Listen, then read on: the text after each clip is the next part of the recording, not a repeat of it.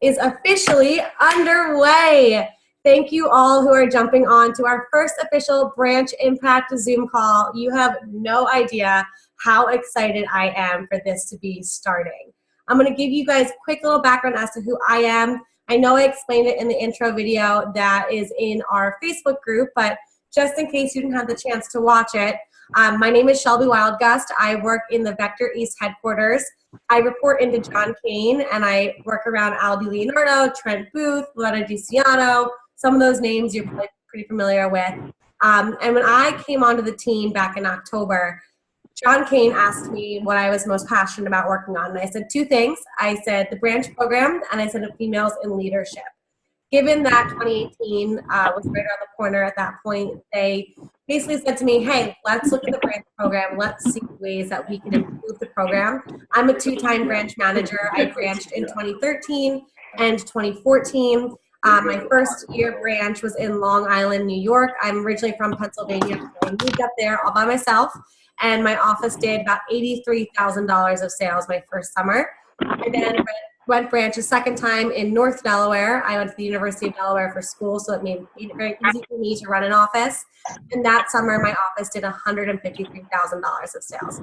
So the branch program is super near and dear to my heart. I absolutely love what it does for people and the growth that everyone gets to experience when they become a branch manager. Guys, if you could all please mute your lines. If you're on your cell phone or on your computer, please mute so or we can give full attention to our keynote speakers.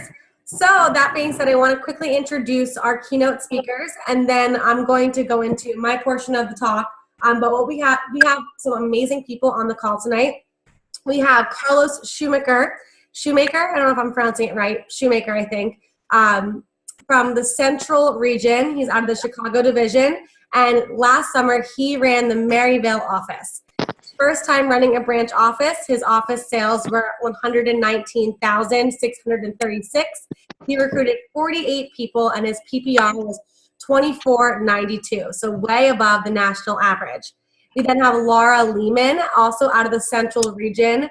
She's from the Chicago division as well, and she ran the Yorkville office last summer. She was a junior branch manager too. Her office did $140,000 of sales. She recruited 24 people and had an incredible PPR of $5,800. And then finally, we have Jacob Gordon on the call with us. He is a senior branch manager from the Southwest region. He is from the Gulf Coast division, and he ran the Woodlands office. Make sure I have everything up here. And his office did $332,000 last summer. He had 65 reps, and his PPR was $5,100. So we have some rock stars joining us on the call tonight, and I am so excited to hear what they have to say. So that being said, let's jump into this call. The title of this message tonight is Mindset Training. And what exactly does it mean?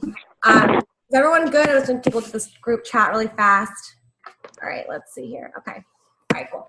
So let's break down what the word mindset even means. So if you look at the dictionary, the definition of mindset is the desired set of attitudes held by someone. So let's break that down even further. When we look at the word desire, that means a strong wish or a strong want. And then we look at the word attitude, and that is a settled way of thinking or feeling about someone or something, typically one that is reflected in a person's behavior. So again, the word mindset means the desired set of attitudes held by someone. So why mindset training? Can you actually even train your mindset? Well, your mindset, as you all probably know and understand, is a choice. It is a desire. Your mindset is exactly what you want it to be at whatever point in time. Your mindset is the powerhouse of your behavior, and your behavior is typically reflected in your actions. Now, most people don't take responsibility for their mindset. They believe that life is happening to them, and their attitude, their mindset, or the way they feel about something is totally out of their control. So that's what most people think about when it comes to their mindset. They don't take responsibility for it. Now, guys, as a branch manager, it is your number one responsibility to protect your mindset. You are in control of your attitude this summer. The better your attitude, the better your behavior, the better your behavior, the better your results. And obviously, as a branch manager, when you're young and you're running an office, a lot of things can happen to you that can make you feel as though your mindset is going to be affected. And so whether this is news to you or not, it is important to know that you can train yourself to have a strong mindset. And the sooner you begin working on this, the more bulletproof you will become. So when you open up your office doors this summer and something negative happens, you've already trained your mindset to be so strong that nothing can falter. So now where do we start with this whole mindset training? Well, we start with something very simple. We start with awareness. So there's two different kinds of awareness that I want to talk about tonight. First one is awareness of what a weak mindset is versus a strong mindset. And then I also want to talk about the awareness of where you are right now as it pertains to training for branch manager.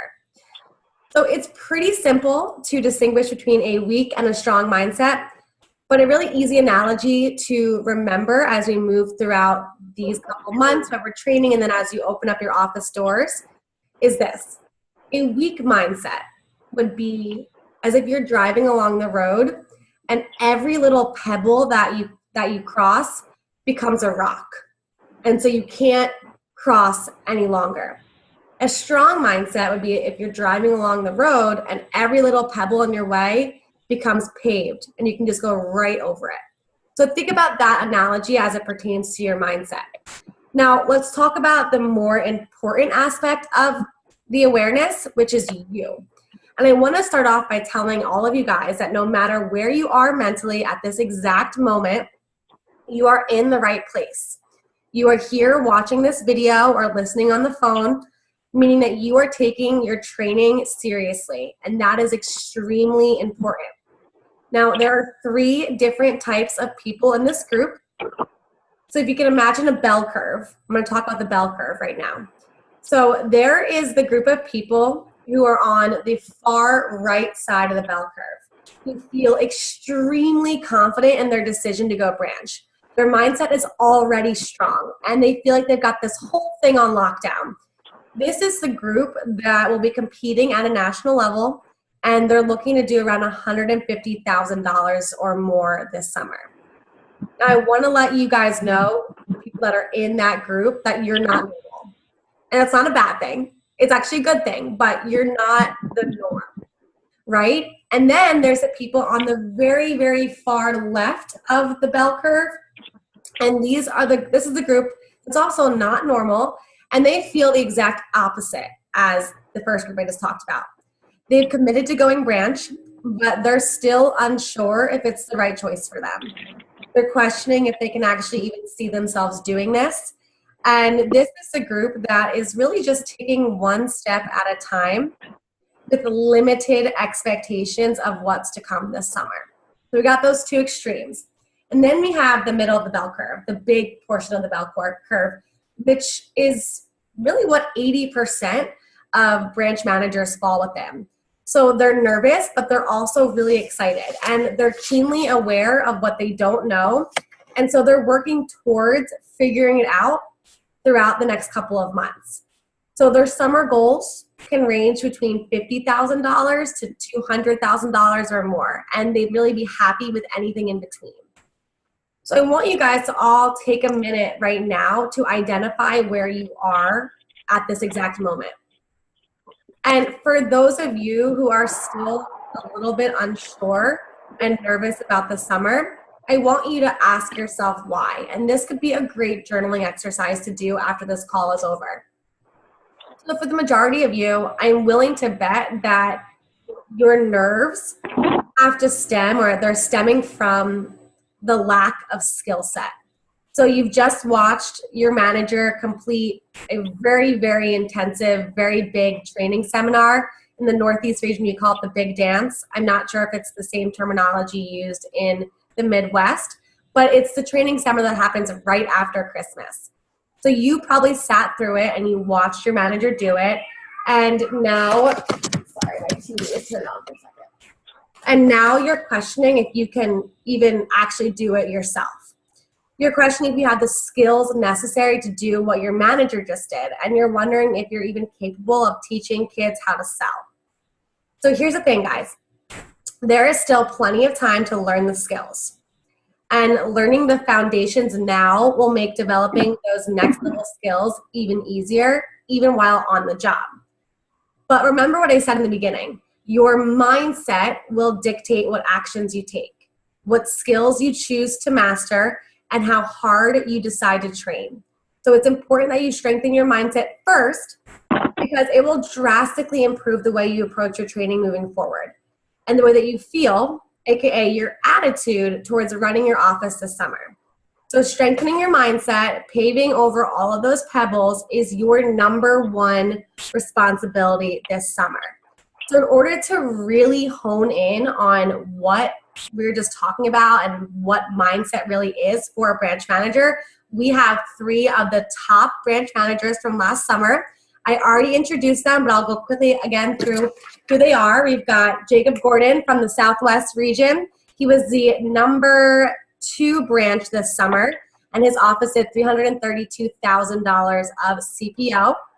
We have Laura Lehman from the Central region. Her office did $140,000 this summer, and I believe she was number 25 or 26. Laura, you can feel free to correct me on that. This summer. And then we have Carlos Shoemaker, also from the Central region. His office did $119,000 this past summer, and he was number 30 in the nation. So we've got some really awesome leaders who are going to talk to you all about their mindset. So take out your notebooks and take a lot of notes here, guys. So I've got a question for all 3 of you. And you can jump in, whoever just starts talking, just start talking. But my first question for all of you is, how do you define mindset?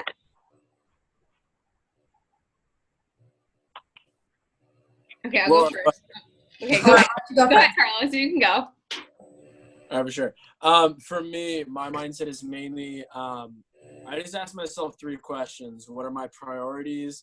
What am I going to focus on? And what are my goals? Because if I can get my priorities, my focuses, and my goals down, all my actions, all my behaviors, every step I take is going to be in line with that. So yeah, that for me, it's pretty simple. Those are the 3 questions I ask myself for my own mindset. Awesome. And Laura, what about you? I think a big part of mindset is just making sure that you're congruent, just stemming off of Carlos, making sure that you're congruent with what you're thinking and what you're doing. So like your habits and stuff have to definitely line up with like what you want to be like in the future. And I think a big part of mindset for me is thinking like growth versus fixed mindset. And so a very simple example for all you branch MITs, it's just thinking, I'm not a good interviewer, or I'm not a good trainer. I'm not good at, PDI versus I'm not good at the interview yet. Or, I'm not good at training yet.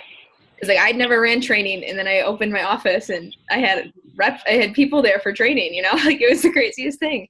And you get better at it every time. One of the coolest parts of this entire business, just working for Cutco in general, is it's like constant and never ending improvement. And I know I took that from Tony Robbins, but it really is like, I love that about this job. Like it's constant challenge. You're never going to be perfect at any aspect of it. So you kind of have to like throw that away and just like focus on growth and getting better at things, and making sure that your mindset's not fixed, that you don't just write yourself off on things. Everybody can improve in every aspect. So that's good. And Jacob, what about you? I would say that mindset is just the different ways that you are reactive or proactive to the environment around you. And there's so many different, different facets and aspects to just the different ways that you can think about things, right? So like, I don't know, for example, from a recruiting standpoint, you can come from a place of scarcity and think, oh, when is my one rep going to come along? Or you can, think of from a place of abundance, be like, that one rep could come at multiple points in the summer, and like I could have several game changers, and there's plenty of people in my territory to recruit. It's up to me to find them, right? Or it could even go to the other, to a different place and, have and kind of relate to just how you take responsibility for things, So for example, when it comes to managing reps, do you place the blame on the rep or the scenario, or do you take responsibility for what it is that happened and learn from it? It's like, oh, that rep wasn't ready, or oh, that rep didn't have the work ethic, or is it more like, okay, so I need to learn how to work with these types of reps. I need to learn how to deal with these types of scenarios, and also teach my staff how to do the same thing. So it's all encompassing is what I'm getting at. I love it. That's great. So great tidbits, guys. And remember, we're going to have a Q&A session after this. So if there's anything that they say during their answers that you want to have them elaborate on, you can ask them at the end of this call. Now, Carlos and Laura, I've got a question for both of you. So I know that both of you were first-time branch managers last summer, and you both landed in the top 30. So I want you to think back to January. What was your mindset surrounding the branch opportunity and your mindset surrounding your preparation? So for me, mindset for my office, I was a dog on a leash. I was ready to go. I was an SM for about a year. So I did the whole interviewing, the training and all that. And I was like, just give me my own office and let me do it myself. On the other side of that, I was like, hand me my office and I'll do it. But like going out and like finding like recruiting, like buying my office space, I wasn't as prepared for that. And my mindset, and this is the biggest tip I give any branch manager in training, is for me, I was just going through Leadership Academy and doing my assignments to appease my district manager and my division manager. I was really just doing the assignments just to get them done for them. But then when I really started working on it for me, that's when I started to notice a difference. Preparation-wise, it switched for me. I just started asking, like I separated myself from Vector, and I thought, scale 1 to 10, if I was opening my own business, how hard would I work on recruiting? Scale 1 to 10, how hard would I work on my ability to train people? We have phenomenal, resources in our business.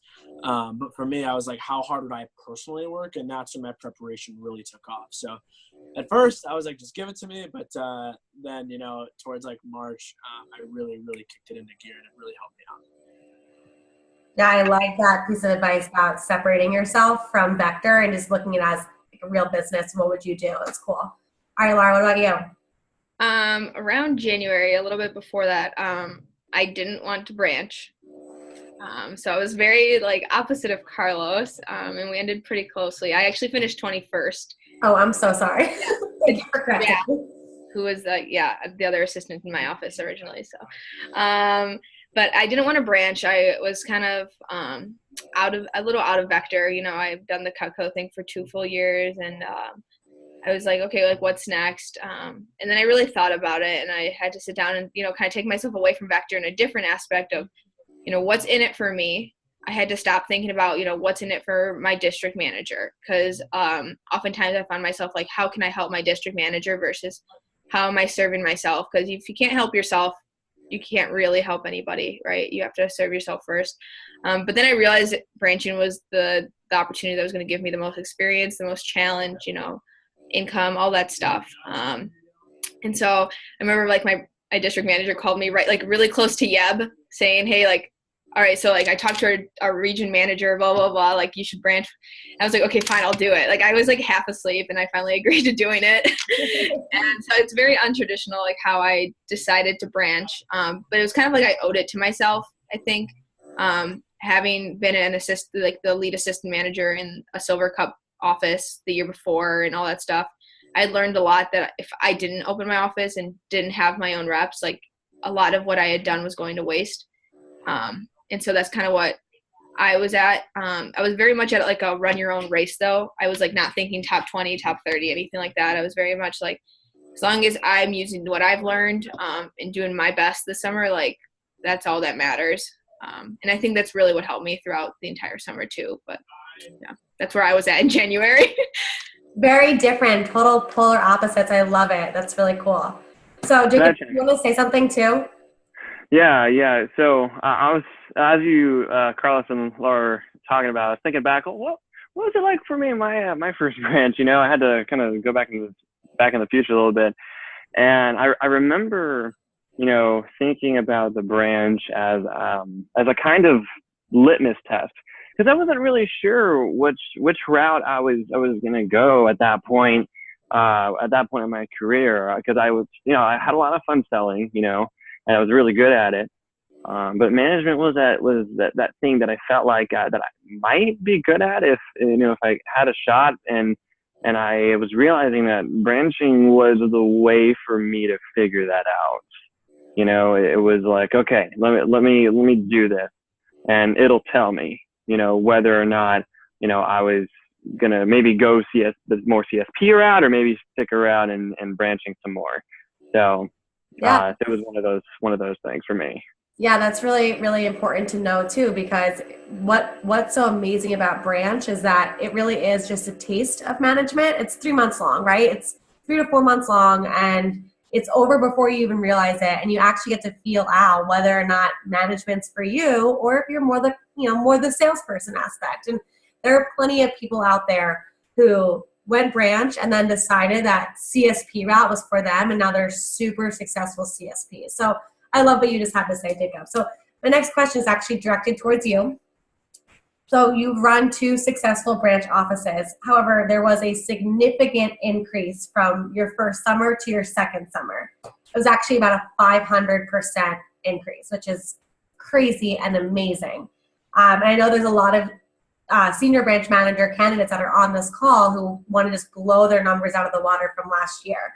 So obviously that increase was more than just skills. So what was different about your mindset going into summer 2 versus summer number 1? Well, there's so many different things about those 2 summers. They're really hard to compare.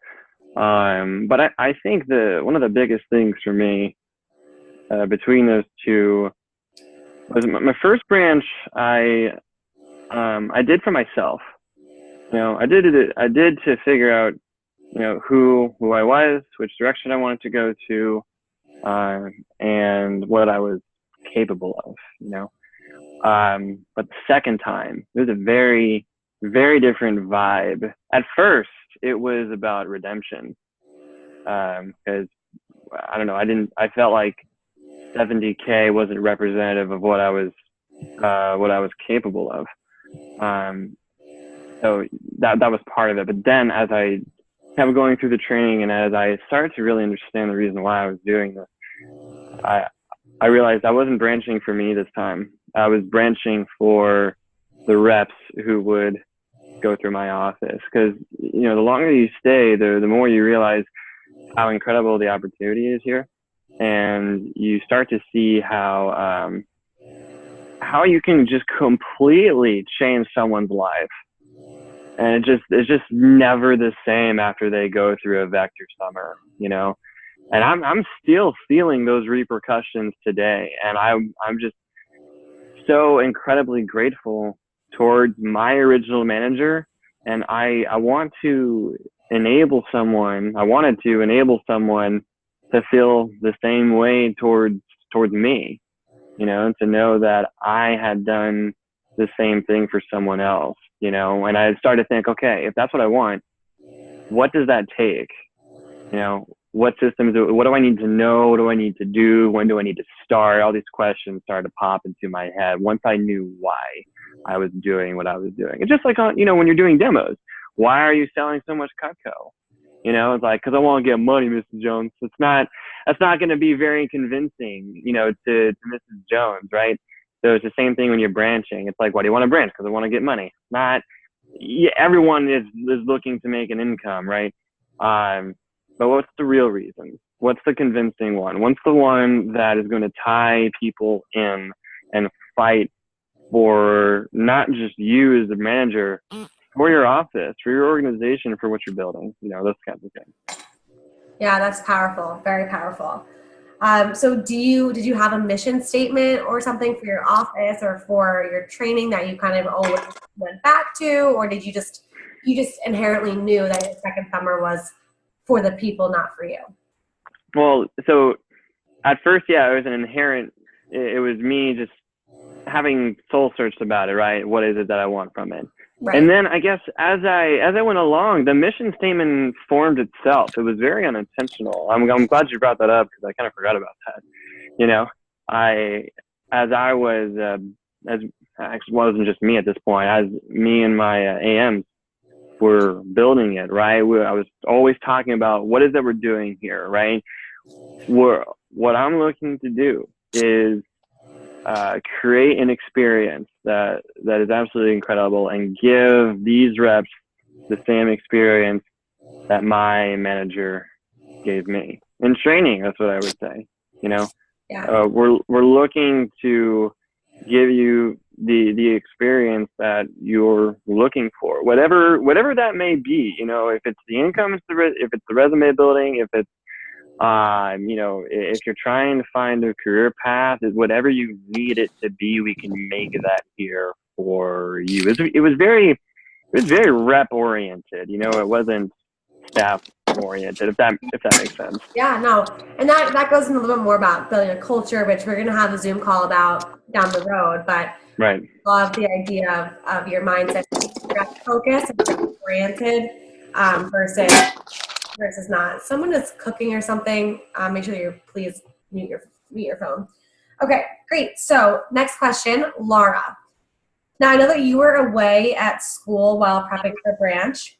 So how did you handle your office search and doing additional prep work and not getting overwhelmed at the same time? Yeah, I think spring break was a big part of it. If you're committed to branching, I highly recommend, and you don't like live in or go to school in your territory or whatnot, I really encourage you to sacrifice at least a portion of your spring break to go office searching. That's what I spent most of my spring break doing. And I went back early because I'm on our college track team. So I really had a short break. And if you don't know what you're doing with office searching, like contact your division office manager or your district manager or someone who's ran a branch, because it was way easier when I scheduled a day to go out, and we hit a lot more places and stuff driving around with an old DM and the current Dom. He like kind of showed me how to talk to like the realtors or like the office owners and stuff like that. And having called with my DM like allowed me to like negotiate and stuff. So I definitely took advantage of my spring break in that sense. I want to do a better job this year of finding like an even better space. I know I need a bigger space, or at least a bigger training room. So I would say everything worth having requires sacrifice. I know a lot of you probably only come home that 1 week, but it's really, it's necessary. You can't just like Google like office space. That doesn't work that way. During the school year, I also downloaded Craigslist and Let Go. So those are some nuggets. Let Go is an app where people in your surrounding area can post things that they take it. It's kind of like Poshmark, but for furniture and phones and everything. Cool. I remember the first person I messaged for a big old like a huge whiteboard was my 8th grade language arts teacher, and I didn't know it. She goes, "Oh, like Laura, this is Mrs. Lang. Like you can have it for free."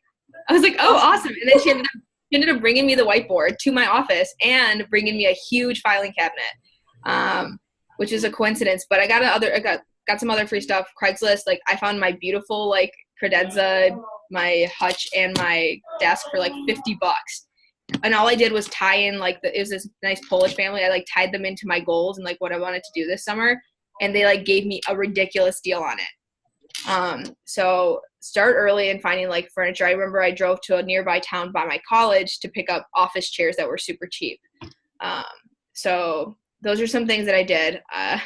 I also talked to my family for like furniture and stuff. Like make sure that like anybody you've sold Cutco to, honestly, if you're like relatively close with them, let them know I'm like, hey, I'm looking to run my own office now. Do you have any like office furniture or old bookshelves and stuff that I could borrow or use or like have or whatever? A lot of times they'll give them to you because it's like stuff that's been sitting in their basement. But if not, you just return it after the summer because you're honestly not going to want to store everything anyway. That's a pain. So Craigslist, Let Go, talk to your family, and use your spring break. And then I also like would recommend like figuring out your Wi-Fi ahead of time and stuff. just like logistical things. I know when you send in your letter of commitment, at least our region does it, where you get a, congratulations letter and then like a checklist of things you can do during the spring campaign to get ready to branch. It's a really nice little checklist talking about like getting office supplies and stuff. Another tip, I know this is a long-winded answer, but a lot of us who go to college get a certain amount of money for printing, and you never get close to using all of your money, and that kind of just goes to waste or like accumulates over the years. Get PDFs from your manager, your DM or whatever, of like the interview, the acceptance criteria, even print your training manual, maybe print a couple interview manuals, fast start thermometers, goal thermometers, like all that stuff that you're going to go through this summer that you don't get in your branch kit, like your first year branch stuff. Just use your printing on that so you don't have to like stress about it last minute in your office, and so you don't waste any money on it. Cool. And there's one more thing that you did that was a huge game changer for you in March of last year. Can you touch on that really quickly? Yes. Yeah. I was actually, I thought it was like question number 6, but yes, I went to Tony Robbins, which was the biggest. That was question number 6. That's fine. Go ahead. Yes. So if I don't know if everybody's familiar, but Tony's like the #1 life strategist and like business strategist in the world. Just a big old life coach. You guys have probably heard some things from him that your managers have probably like tried to emulate. And I know our division and our like entire region is very highly influenced by Tony, I guess, the messages that we give and the way that we run our conferences and stuff. And I'm sure you guys are pretty similar. And so I finally committed after like saying, okay, I'm doing this branch thing. I was like, what can I do that'll like propel me the most to doing well this summer? And at that moment, like I really struggled with focus and certainty. Anybody who's been to Tony or like heard about like the 6 human needs knows kind of what I'm talking about. So going there, I was a 19-year-old that had like an easy life pretty much. So like my biggest thing was like, I just need to get like some sort of focus in my life. And going there definitely gave me that. It also let me know that being uncertain is totally healthy. And not knowing what's to come is totally fine. And that's like a part of life. I definitely needed it. And I also went with 3 of my best friends in the business. Zaid, he's running an awesome first-year district. Jack, who beat me for the 20th spot by 15 CPO. And Lene, who's my best friend, my roommate, my teammate, also was my assistant manager this summer. And she's going out and branching this year. So it was an awesome experience. We got the hookup through our manager. So if anybody's interested in Tony, even just like remotely on the surface level and want to hear a little bit more about it, reach out to me. I'm on Facebook. You can get my number through Shelby. Because I get us group rates for Vector. And this last November, we sent 13 people from our region. And then Shelby got to meet everybody and stay there. I joined in the party. It was a great time. Yeah, and I'm really glad we got to connect through that. And then this January, or no, this March again, we're going to send like another 10 plus people. Yeah, so Laura's definitely the person to talk to about Tony. But I want to move on to the next couple questions. So Laura, for question number 6, just don't answer it because you already did. But the next question would be a rapid fire for all 3 of you guys. What was the moment, either during the spring or summer, where your mindset was challenged? In other words, you found yourself questioning if you could even continue running this office. How did you get back on track?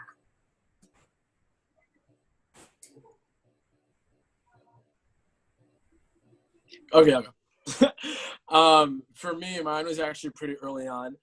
It was the day before my first training class. If any of you have animals, you know how much they mean to you. And I actually had to put my best friend down the day before my training class. He's my best friend for like 6 years. He was the homie. And I had to drive all the way home to Indiana, from Indiana to Illinois, a couple-hour drive to put him down. And my first training class was the next day. I had some fire people set. I didn't want to show up. Me personally, I've lost friends before, and it was literally like as hard as losing a friend. And I was like, I did not want to work. I didn't want to do anything. And then I show up, like I get the courage to come to training. And then kind of how Jacob said, like I was waiting for that one person. I had 3 of those people. I had some monsters that were set for training. None of the 3 showed. So I was just, it was tough. I had my sales manager at the time just kind of build rapport at the beginning of training, and I just had to like leave for a little bit. And I went outside and I just walked up and down the parking lot. And I looked at my office and I just thought back to January of how excited I was when I got my branch promotion. Like just how excited I was to take the opportunity on and how big of a blessing it really was for me. Because whether you guys know it or not, like not ever, this is very, very rare that someone between the ages of 18 and, 20 something get to go out and open their own business. So for me, I just refocused on the blessing that it really was for me to be able to have the opportunity to go out. And as Jacob said, this is why I went out right in offices, to offer people the same opportunity that was offered to me. I was just extremely, extremely grateful for the opportunity that I had. And I went to that training class. The people I launched actually did very well. I had a rep sell 2 ultimate sets in his first demo.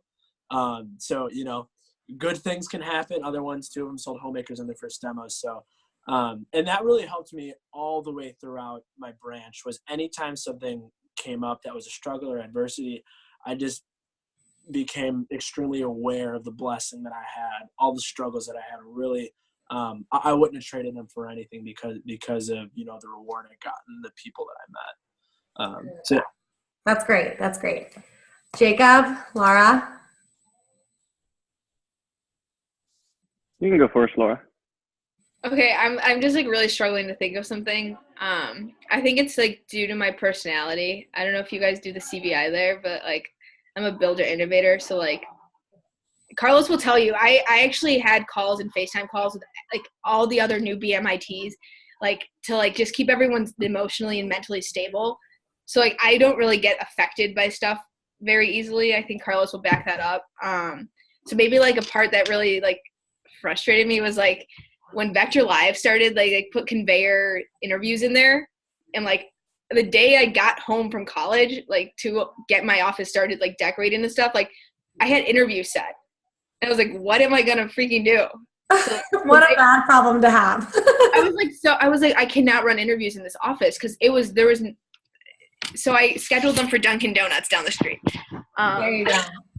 And that was really rough because similar to Carlos, like they were awesome people that I met at Dunkin'. Like they were willing to come out and hear it out. Like I was like, oh, the office is just being remodeled, And then none of them showed to training. But I had some awesome rock stars in my first training class that actually finished out the summer with me. And Carlos has heard about them because I talk about them in my messages. And they were like the people in my first training class were what carried me throughout the summer. But don't get flustered. It's like everything, you'll figure it out. It's like there's always a solution. Yeah. So. Cool. Jacob, what about you? There are a couple. But one that resonates the most with you, because we got a couple minutes left before Q&A. This one? Okay, well, there was sometimes the thing that challenges your mindset the most is it's just one rep. And I've had a couple of those, but there's one to come that Carlos knows what I'm talking about. It's like, that's one rep. Okay, this one rep, and it's such a weird story. So his name was Ryan, and Ryan was part of my very first training class for this branch this past summer. Actually, the guy who recruited him is on the call right now, so shout out to Austin. So Austin and I recruited him at a table. He comes in, super sharp kid. Oh my God, private school kid comes in. Easily 12K fast start. Literally 12K fast start out the gate, right? After that, he goes on vacation to Florida, right? Gets back, recruits his girlfriend. He has an $8,000 week. His girlfriend has a $6,700 first weekend. And then the following Tuesday, they come in and they both quit. And I'm just lost for words. I don't even know what the hell I did wrong or why. And they sit me down and said, Jacob, we accomplished the goal that we wanted. We made 3 times the amount of money that we had planned on making all summer. So we're going to go enjoy our summer now. Thank you so much for everything. And I couldn't be mad because they they generally got the experience that they wanted. But I'm sitting here thinking like, I did something wrong, I messed up, you know, and I really had to step back from the scenario and really think to myself, okay, there's a lesson here. You know, I don't remember when it was. I think it was like end of June, right? So just imagine you come off of this high from this massive week, and then one of your key players just drops off the face of the earth, right? And most people would just be devastated. But I was thinking to myself that, okay, there's a lesson here. I didn't sit down with him. I didn't take the time to understand what it is that he was wanting to get out of this experience, you know. And I didn't provide that to him, and I didn't, you know, take the time to build his vision bigger, you know, and maybe have his vision reach places that he didn't even think of yet, you know, or just at all. I was just thinking of that and reflecting and thinking, instead of thinking to myself, it's done, my golden goose is dead, you know, or on vacation or whatever. And it's over. But instead I was thinking, okay, I can learn from this, I can find another. And I did. I found several more of them throughout the summer. With your $5,100 PPR, they definitely showed up for you. Yeah, they did. So that's great. Well, it's really, I showed up for them. So there you go. That's really awesome. And very big difference. A couple key takeaways I just heard in your message was, what's the lesson here? So guys, when your mindset is being challenged and things are starting to come up and they're feeling like rocks instead of, you know, a nice, easy paved driveway, just ask yourself, what's the lesson here? Figure out the lesson, appreciate the lesson, express gratitude for the lesson and for what you're actually doing. And then that rock becomes a lot smaller because you've actually realized that you've gained so much more from the negative than from the positive in all reality. So great. Now, last question before we open up the floor to Q&A. Rapid fire, just give me one or two things that you guys did. So what were some things that each of you did during the spring that proved to be super valuable in your success for the summer? Okay, I'll go first because I have every time. So for me, one of the biggest things was, like I said, I just separated myself from Vector. Like, okay, I'm opening a business. Like, how hard do I want to work in this aspect, this aspect, this aspect? And that really, when I took ownership over it, because I just thought, like, well, if things got tough, like my DM, my division manager, like, they would, like, pump me up, but, like, they got all these other people to worry about. So I just really took ownership over my office. And then the other thing, because I have a lot, but I would say the most important thing was I started working on my habits early. You know, I hate waking up early in the morning. I hate eating healthy. I like exercise, but I don't do it as much as I should. And the biggest tip I got from my district manager was to start working on that stuff ahead of time. Because if you try to change your habits and make like a night and day switch with everything that goes on to the branching, like if you try to make that switch in May, it's too late. You know, you're going to have the same habits that you do. So that would be my biggest advice is like, what kind of person and what kind of leader do I want to show up as? And who do I want to be as a branch? And start working on that now. Because if you can get those habits set in now, your office is just going to take off. Love it. Jacob, what about you? I'll let Laura go first. Well, Laura already did talk about hers. But if you have anything else you want to say, Laura, you can. I was just going to say, go ahead. You guys should definitely reach out to other people, people who have done well, people who are maybe like at your same level, and people even below you. You should always have some mentees, some mentors, and people right at your level to keep pushing you, hold you accountable, and listen to the divisional like branch manager calls too. On Tuesday nights is when we have them. Don't miss them, and if you do, like listen to the recording. Because like missing one of those calls like puts you back like a month. There are so many different things that I did differently in the spring that I'd have to list them all out for you. I will tell you the biggest game changers. The ones I'll give you some tangible things. One thing was around March, my DM bequeathed to me two really good assistant managers. one who returned from last summer, and then that person's PR, right? And they recruited or resurrected a third one, right? So going into the summer, had 3 AMs already, March, April, and they were ready to go. That was a big thing. So if there are any AMs that you can bring from another office that you can start developing now, that's a big thing. And have them go to all the conferences and summer kickoff and all that stuff, and they will help you build it, right? Lock arms and do it. Another cool thing that I did very differently, and I was one of the only branches in my division that did this heavily. We actually launched 20 kids in the spring from our territory in our DM's office. And we agreed with him that when the summer hit, all of those reps would transfer to our office that was, much closer to them. So literally as soon as our doors opened, we already had 20 reps on our team to start, throwing down and making stuff happen. Right. So having that feeling of being able to gain traction while not actually having an office yet is really powerful, because you realize that it's not the office itself that produces, it's the people. The people are what make the magic happen. You don't necessarily need the office. And it's kind of cool too, because when we finally did open the office, and we're like, we have an office to phone in now, right? And they were so stoked about having somewhere that was 15 minutes from them versus 45 minutes from them. It made a massive difference, and they had such an appreciation for it. So that was a very big thing. We were just recruiting people constantly, starting March, April, around there. Yeah. So I do want to interject there and just say, for a lot of people, that's not always the case.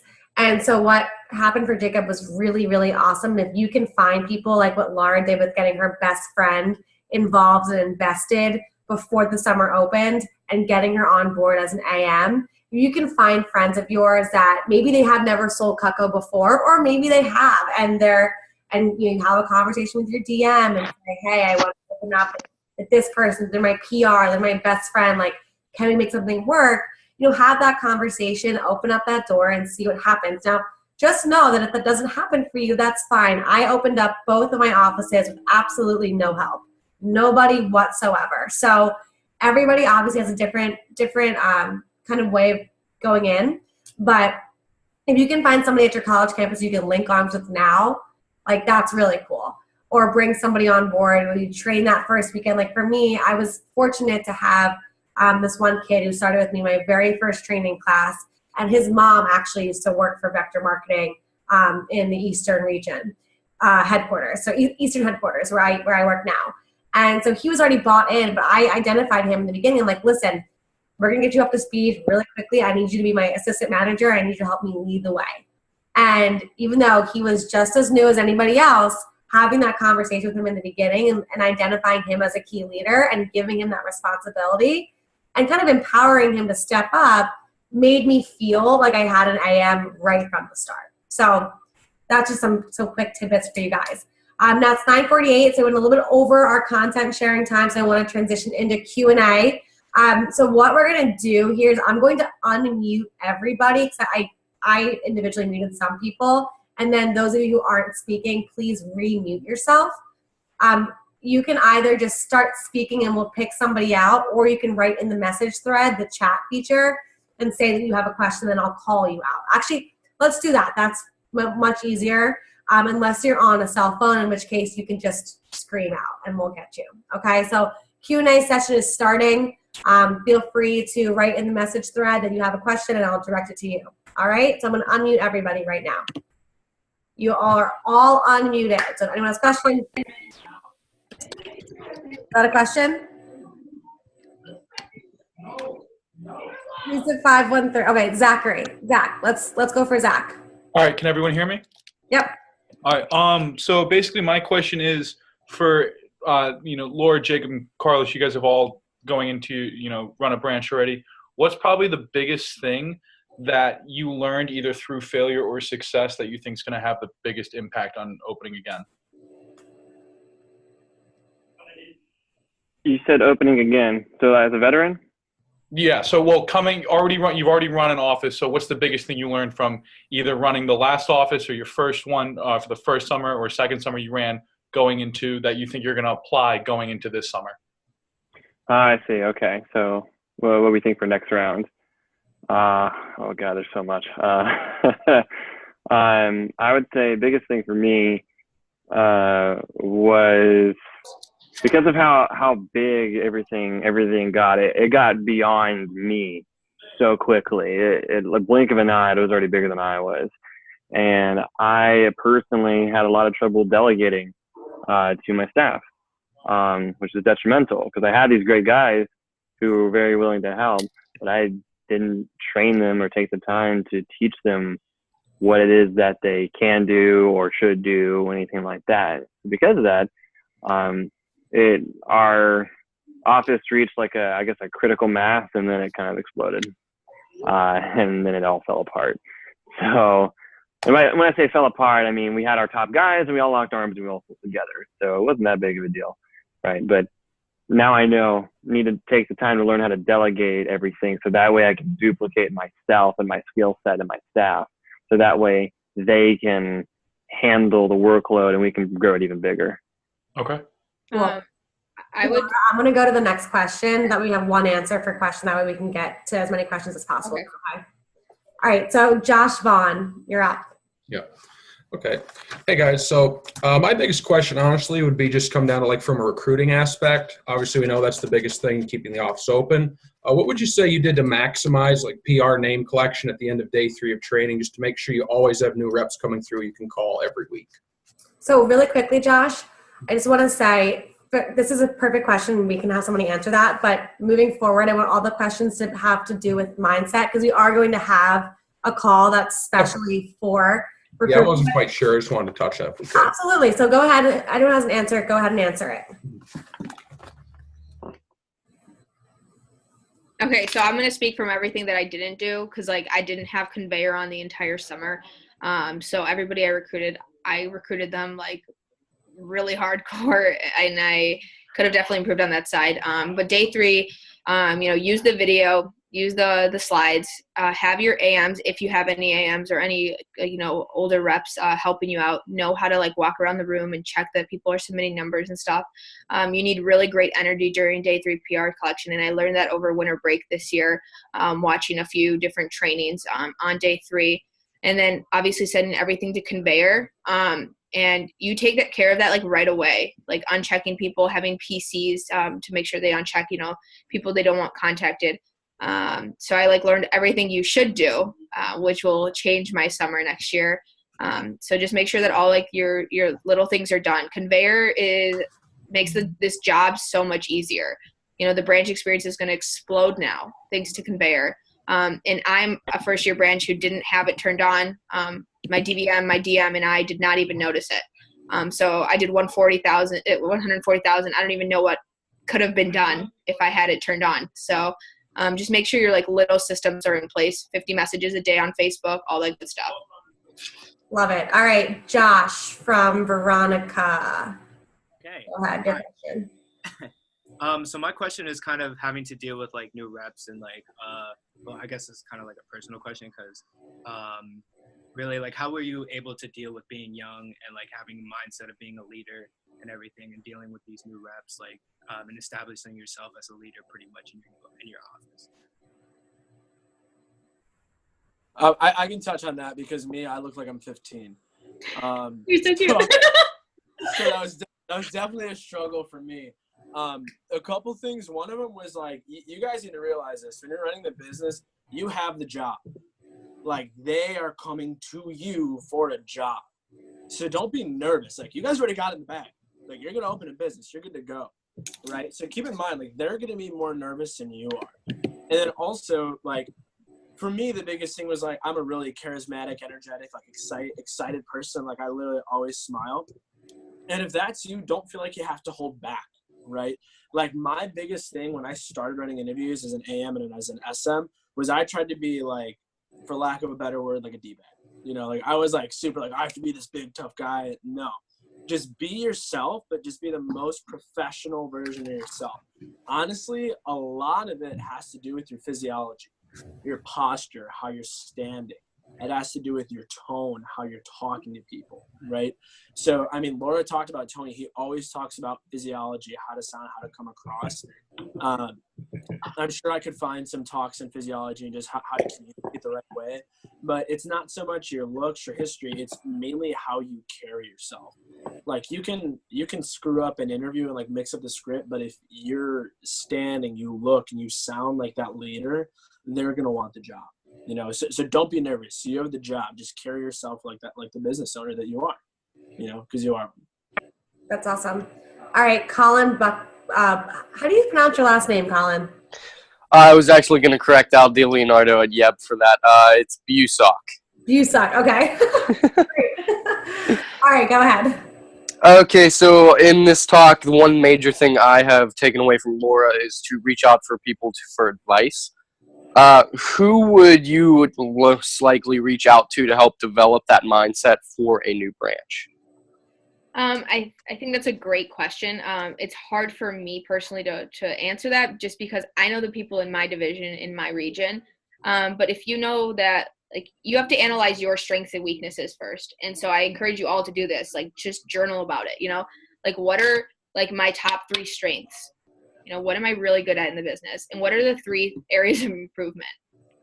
Right? Because both sides of those like are just as important when running an office, because you want to maximize out your strengths and you really want to hone in on your areas of improvement to get them to become strengths, right? And once you figure out what you are good at and what you're not so good at, that's when you can figure out like, hey, who's really good at recruiting? Because like, you know, I'm not great at it.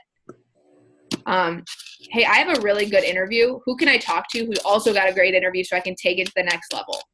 You know, and I'm sure maybe Shelby knows more people than I do, but I can't give you specific names, but analyzing what you can do without those people first will allow you to have like a lot more direction as to where to reach out to. And then once you figure that out, like, you know, if you show up to your division manager or your district manager saying, hey, these are my strengths, these are my weaknesses, like, who should I talk to? You know, they have to give you an answer at that point. You know, you've done the work for them. They're just going to lead you in the right direction. So I think that's a great answer, a great question. And I hope you guys all really like work on reaching out before the summer hits. Yeah, and one of the cool things, Laura, and great question, Colin.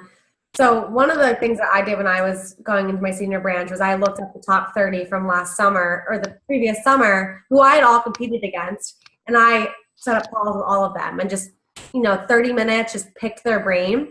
So what's amazing about the Branch ImPACT program is that we've kind of done that for you already. Now go out and do it on your own, but I interviewed the top 30 branches at the beginning of kind of creating this, and we've identified 3 to 4 people per call who were branch managers from last summer who are highly successful, who are going to talk about topics that they feel very strongly about.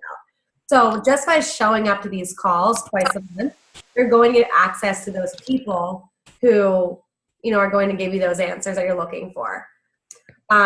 Next question, final question here, Ben Fitz. Let's get it up. I was just wondering if you had like a slow week or a slump week or even just like a slow day, what is the best thing to like get out of that slump or get your mind off it or focus on something else? Like, what's your advice? I had that big time during SC1. So my first 2 weeks open, I had awesome, massive weeks. Like I was over 10K my first week, 11K the next week. I was just like, I didn't even know what I was doing and it was just popping. And then SC1 came those 2 weeks. I didn't do anything. It's like, I think 1 week I didn't have a training class. Like all 4 people that showed to day 1 didn't show up the rest of the week. It was terrible. And then I show up to SC1 and everybody's expecting me to be some hot shot because I'm having these great first weeks open. And then I had a crummy sales report. It sucked. The feeling sucked. But it's like kind of like, it's all about mindset. It's like, how can I, like, you know, what's the gift in this? And the gift in it was, I'm like, I am never like losing to this person or this person or this person ever again. And so SC2 came around and like I was number 1 new branch manager there, number 3 overall, next to 2 veterans who finished top 10 or like top 15. And then SC3 came around and we were the #1 branch there over everybody. And it was awesome because I like beat some districts. I beat some other top offices. So I kind of just like took a step back saying, I don't like this feeling and it's not going to happen again. So that's when I kind of put my head down and just got to work and didn't rely on like, good luck. It's a great answer, Laura. And also, Ben, we're going to be uploading a podcast onto the Facebook page that is done by Trent Booth that's all about how to get out of your slump and exactly what to do. So watch that or listen to that podcast. It's 18 minutes. It's great content, and it's probably going to answer your question too. So that being said, guys, this concludes our very first call. I really hope that you gained as much value as I did. I have pages and pages of notes here that I'm so excited to go over tomorrow at the office. Really quickly, guys, for the contest that we put on the Facebook page, obviously it's hard for me to see who has the biggest viewing party. So if you still have your viewing party going on right now, please take a picture of it, of you and all the other branch managers in your office, whether it's you and one other person or you and 5 other people. Take the picture, post it in a Facebook group, and the one with the most amount of people who are branch manager candidates will win a special prize. Lastly, we have our next call next week, next Sunday night. It is all about management funds. We have Adam Stock as a keynote speaker, and then we have 2 other branch managers, Jack Villegas, who was the one who beat Laura by teen CPO, right? And then we have Joseph Koss on the call too. So don't forget to tune in next week. This will be recorded and posted into the Facebook group and will also be sent out nationwide. I am so excited to continue growing and learning with all of you. Please post your feedback in the Facebook group. I'm looking for the pictures, and have a great night and good luck on your push period. Hope you guys all win your trips. Thanks, Shelby. Bye. Thank you, Shelby.